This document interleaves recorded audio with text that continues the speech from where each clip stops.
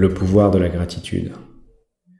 Sur une échelle de 1 à 100, à quel point t'estimes-tu chanceux? Garde ce nombre en tête pour la suite de l'article et procédons ensemble à un petit inventaire. Je suis prêt à parier que tu possèdes un endroit rien qu'à toi, ou au moins le plus souvent une pièce rien qu'à toi où tu peux poser tes affaires, au sec, à l'abri des intempéries. Un endroit avec une porte qui ferme à clé et qui assure que tu puisses y entreposer ce qui t'appartient en toute sécurité. Dans cet endroit, tu as sans doute un lit avec un matelas, des couvertures et un oreiller où tu peux dormir toutes les nuits. Il y a vraisemblablement également une pièce, voire plusieurs, où tu peux faire couler de l'eau à la température de ton choix. L'eau qui coule est potable et tu y as accès en permanence de manière illimitée. Dans l'une de ces pièces, il y a sans doute un lieu où tu peux aller te laver, faire couler de l'eau chaude sur ton corps pendant aussi longtemps que tu le souhaites. C'est un endroit utilisé par toi seul ou par des personnes que tu connais et avec qui tu partages volontiers cette intimité. Il y a également chez toi une pièce avec un trou rempli d'eau, potable elle aussi, va savoir pourquoi, où tu peux aller faire tes besoins quand tu le désires et d'un simple geste voir ta glorieuse production disparaître sans plus jamais avoir à t'en soucier. Tu as sans doute également chez toi une pièce avec des placards et un réfrigérateur où tu as de quoi te nourrir, de quoi chauffer tes aliments et les cuisiner quand tu veux et comme tu veux. Ce sont des aliments que tu n'as eu ni à cultiver, ni à cueillir, ni à chasser, mais tu peux les manger. Quand on y réfléchit vraiment, ce niveau de confort, aussi habituel qu'il nous apparaisse, est absolument incroyable. Et là, je parle juste du lieu où tu vis. Si tu lis ce blog, tu as sans doute un accès permanent à Internet, c'est-à-dire un lieu totalement dingue où tu as à ta disposition l'ensemble de la connaissance humaine. Un lieu où tu peux communiquer avec plus de monde que nos ancêtres ne pouvaient en rencontrer dans toute leur vie. Énumérer l'ensemble des possibilités qui te sont offertes par cet outil prendrait une vie. Mais t'as compris l'idée, le simple fait que tu puisses avoir accès à Internet avec une telle facilité est en soi phénoménal.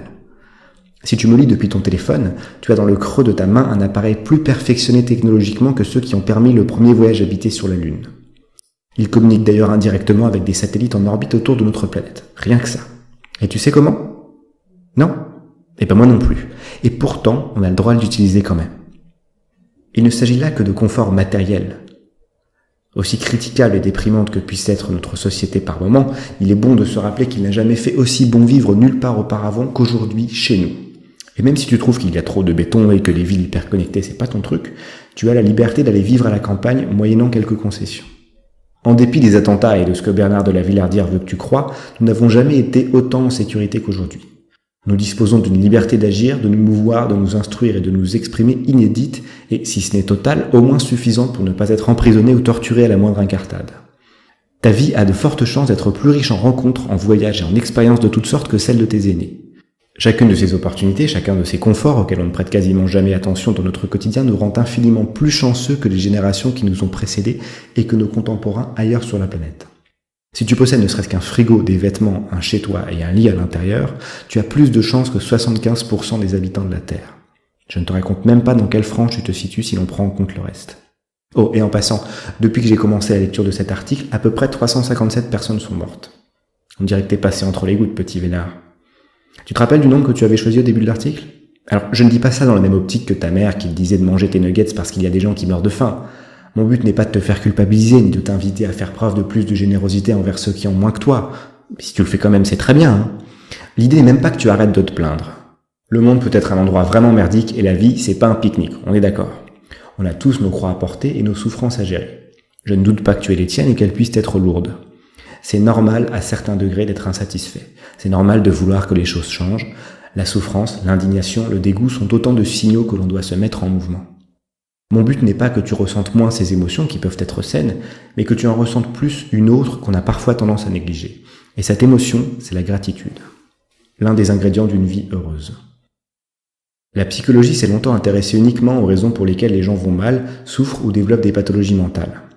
Mais les types en ont eu plein d'eau de ne se focaliser que sur le négatif et ont décidé de prendre cette tendance à contre-pied. Ils ont commencé à se demander qu'est-ce qui faisait que les gens heureux étaient heureux. C'est ce que l'on a appelé la psychologie positive. Et ce qu'ils ont découvert, c'est que l'un des facteurs de bien-être subjectif les plus importants est la capacité à ressentir de la gratitude. Les gens heureux ressentent de la gratitude et les gens qui ressentent de la gratitude sont heureux. Mais c'est quoi exactement la gratitude et comment peut-on en avoir plus ? La gratitude, c'est ce que l'on ressent lorsque l'on perçoit un bienfait. C'est l'émotion qui nous habite quand on se sent favorisé par les circonstances ou que l'on prend conscience de ce qui nous est offert. C'est avant tout un ressenti intérieur, elle n'est pas nécessairement exprimée en actes. Mais si elle l'est, c'est un formidable outil pour créer du lien avec les autres. Cette émotion est liée à une disposition de l'esprit à voir et apprécier ce que l'on a plutôt que ce qui nous manque. C'est une disposition qui n'est pas naturelle chez tout le monde. Mais elle s'entraîne, elle se travaille au quotidien. Chacune des choses que j'ai évoquées dans le début de cet article est une occasion de ressentir et d'exprimer sa gratitude. La gratitude est divisible en deux parties distinctes. La première est de voir ce qui est bon dans les choses et la deuxième de s'en sentir doté. Ralph Waldo Emerson, un philosophe et poète américain, a écrit qu'une mauvaise herbe est une plante dont on n'a pas encore découvert les vertus. Percevoir le positif dans nos vies est parfois facile et à d'autres moments c'est un véritable défi à notre sagesse. Mais quel que soit le mal dont tu souffres, ce qui t'est arrivé, il y a quelque chose de bon à en tirer ou qui s'est produit en parallèle et qui a empêché que ce soit pire. Aussi foireuse que soit une de tes journées, tout ne s'est pas mal déroulé, sinon tu serais mort et plus là pour le déplorer. C'est contre-intuitif de voir le bon côté d'une situation car notre cerveau n'y a que peu d'intérêt. Mais imagine deux types qui se percutent dans un accident de voiture. Tous les deux se retrouvent avec une jambe cassée et leur voiture détruite.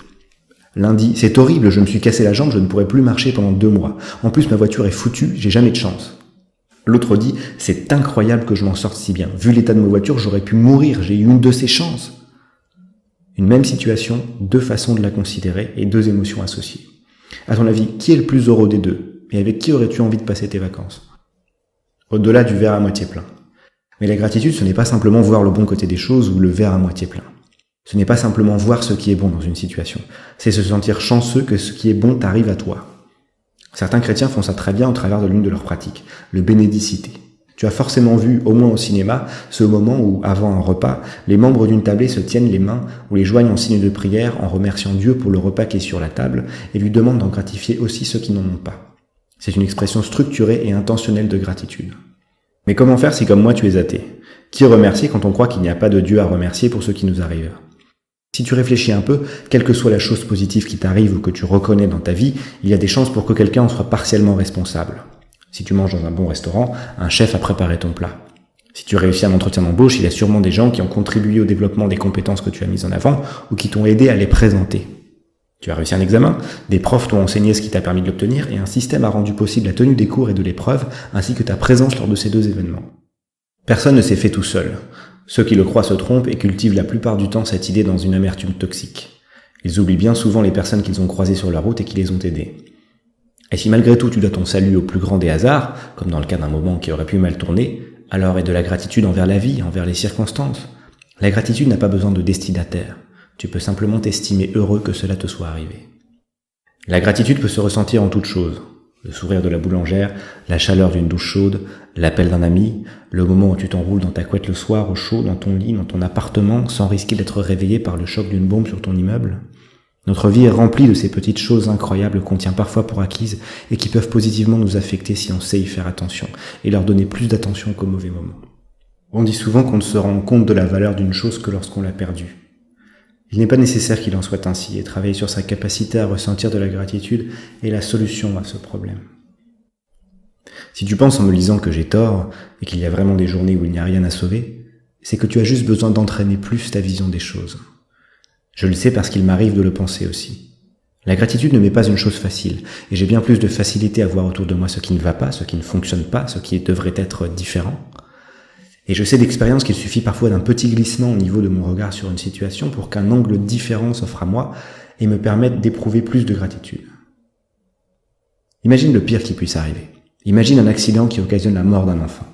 Quel bon côté peut-il y avoir à une telle tragédie? Quelle gratitude peuvent espérer ressentir ses parents dans ces circonstances? Peut-être envers les secours et les médecins qui ont tout fait pour le sauver ou les accompagner? Peut-être envers leurs proches qui les ont rejoints dans ce moment terrible? Peut-être envers la chaleur qu'ils leur apportent et qui pendant quelques instants peuvent leur faire oublier que leur monde s'est écroulé? Est-ce que cela diminuera leur immense chagrin? Évidemment que non, mais je suis persuadé que cela les aidera à y survivre.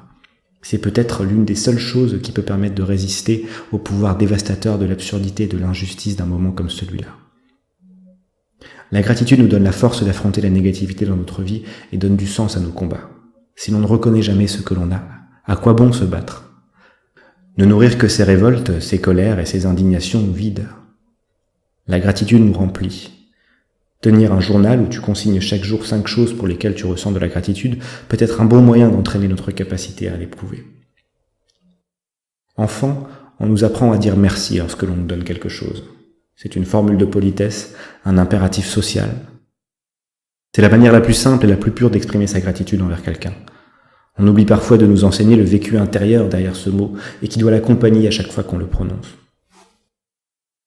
On a tous déjà vu des cérémonies de remise de prix où les lauréats sont amenés à faire un discours, que ce soit les Oscars, les Césars ou d'autres reconnaissances individuelles. J'ai remarqué qu'au moment de monter chercher leur prix, ce sont souvent les remerciements faits à toutes les personnes impliquées dans leur succès qui remplissent leurs yeux de larmes. Plus que le simple fait de voir leur performance saluée, c'est cette reconnaissance de l'aide perçue, la réalisation du chemin parcouru et l'appréciation de ceux qui les ont accompagnés qui comble ces gens de joie. C'est ça, le pouvoir de la gratitude.